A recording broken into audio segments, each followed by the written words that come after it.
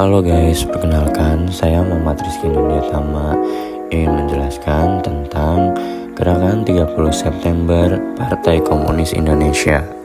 Gerakan 30 September adalah sebuah peristiwa berlatar belakang kudeta yang terjadi selama satu malam pada tanggal 30 September hingga 1 Oktober 1965 yang mengakibatkan gugurnya 6 jenderal serta 1 orang perwira pertama militer Indonesia dan jenazahnya dimasukkan ke dalam suatu lubang sumur lama di area Lubang Buaya, Jakarta Timur. Penyebutan peristiwa ini memiliki ragam jenis. Presiden Soekarno menyebut peristiwa ini adalah dengan istilah Gestok, Gerakan 1 Oktober, sementara Presiden Soeharto menyebutnya dengan istilah Gestapo, Gerakan September 30. Dan pada Orde Baru, Presiden Soeharto mengubah sebutannya menjadi G30 SPKI atau Gerakan 30 September Partai Komunis Indonesia. Oleh karena tudingan bahwa Partai Komunis Indonesia bertanggung jawab atas peristiwa ini. Korban kekejaman tragedi ini berada di Yogyakarta dan Jakarta.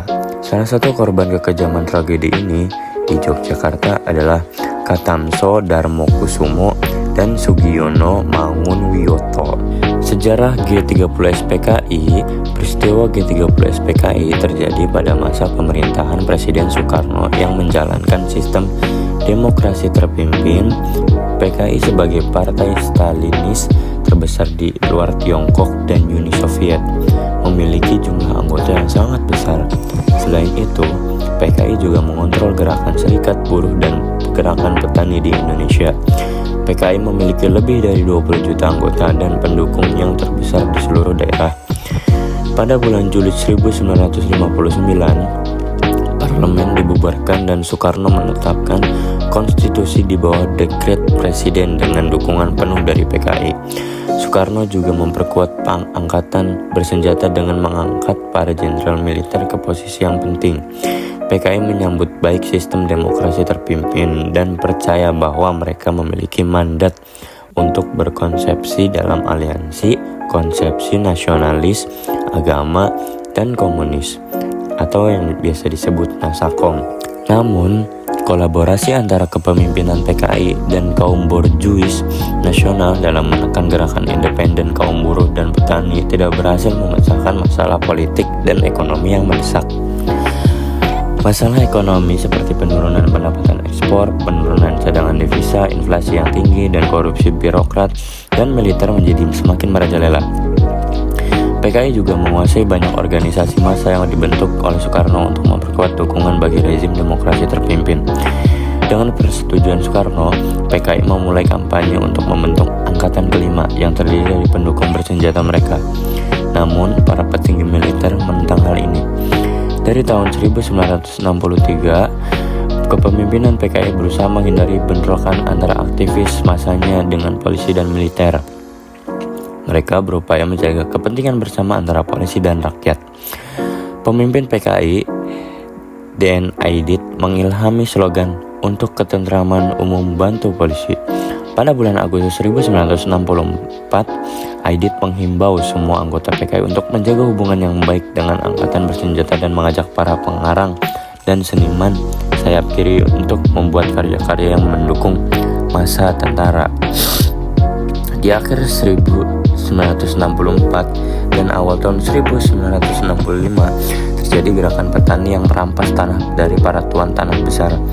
Bentrokan besar terjadi antara petani dan polisi serta pemilik tanah. Untuk mencegah konfrontasi revolusioner semakin berkembang, PKI menghimbau pendukungnya untuk tidak menggunakan kekerasan terhadap pemilik tanah dan meningkatkan kerjasama dengan unsur-unsur lain, termasuk angkatan bersenjata. Pada awal tahun 1965, para buruh mulai menyita perusahaan-perusahaan karet dan minyak milik Amerika Serikat. PKI menjawab dengan memasuki pemerintahan secara resmi. Pada saat yang sama, para jenderal militer juga menjadi anggota kabinet. Menteri-menteri PKI duduk di sebelah petinggi militer dalam kabinet Soekarno dan terus mendorong citra bahwa angkatan bersenjata adalah bagian dari revolusi demokratis rakyat.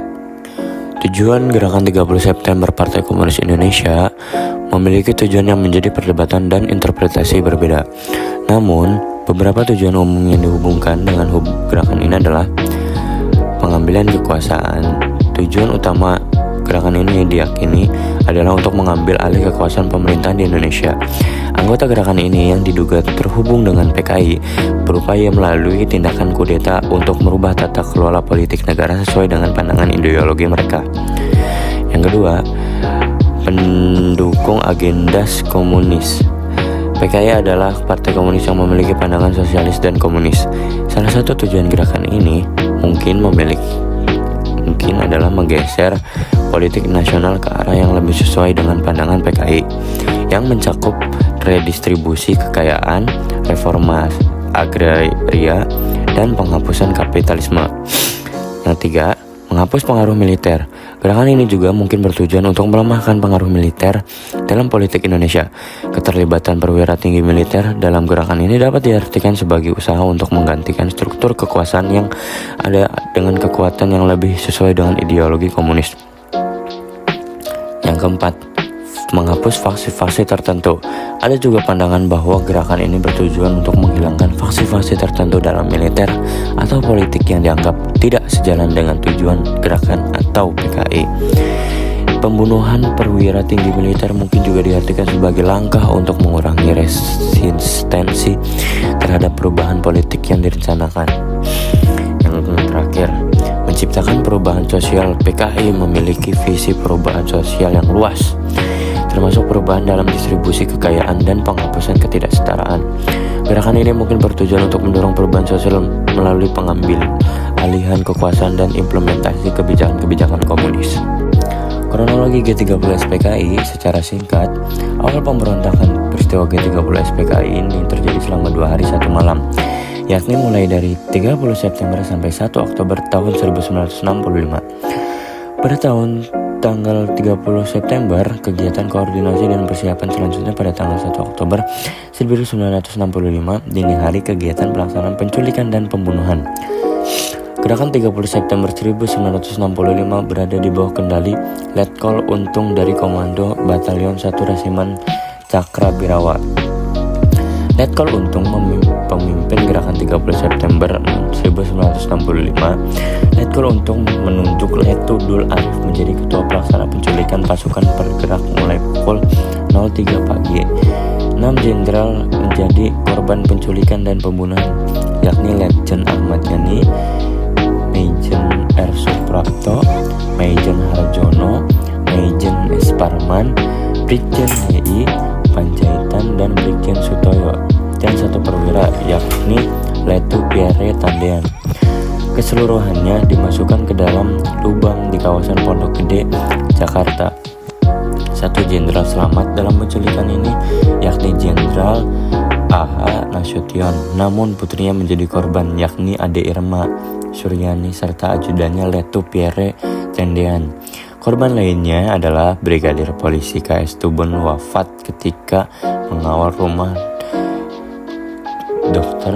Jenderal Leimena Let. Gerakan ini menyebar juga di Jawa Tengah dan di daerah istimewa Yogyakarta. Kolonel Katamso dan Letkol Sugiono menjadi korban karena tidak mendukung gerakan ini.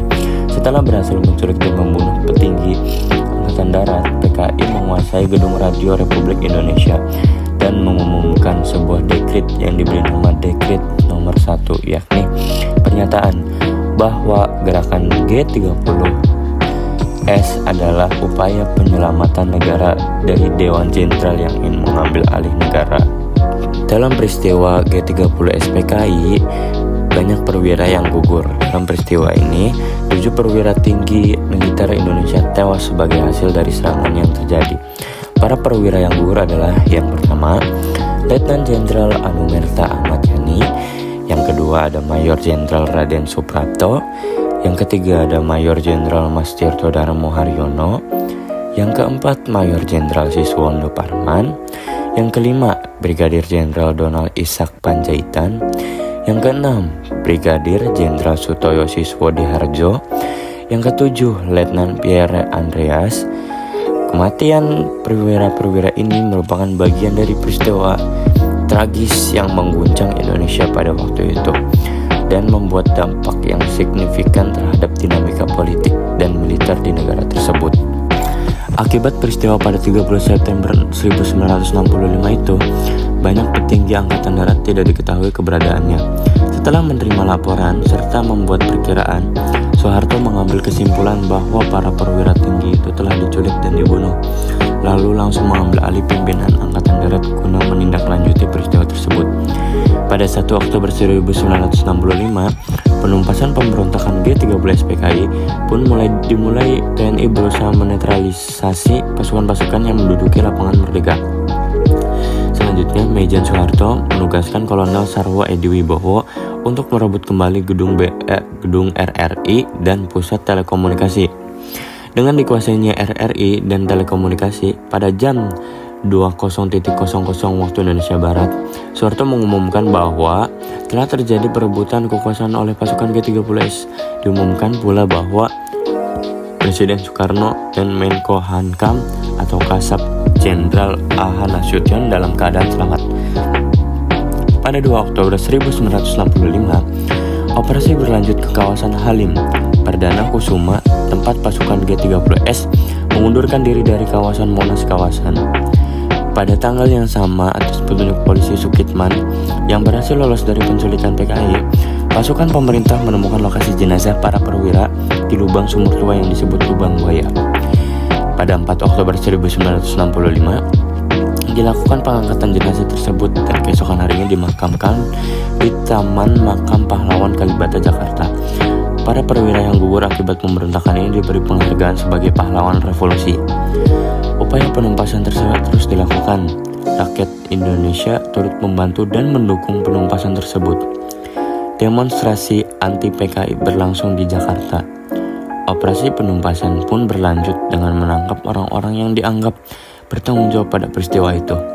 Selanjutnya, atas desakan rakyat yang menuntut PKI untuk dibubarkan, puncaknya pada saat Presiden Soekarno mengeluarkan surat perintah 11 Maret 1966 atau disebut Super Semar. Soeharto langsung mengeluarkan larangan terhadap PKI dan ormas-ormas di bawahnya. Jadi begitulah penjelasan tentang gerakan 30 September Partai Komunis Indonesia.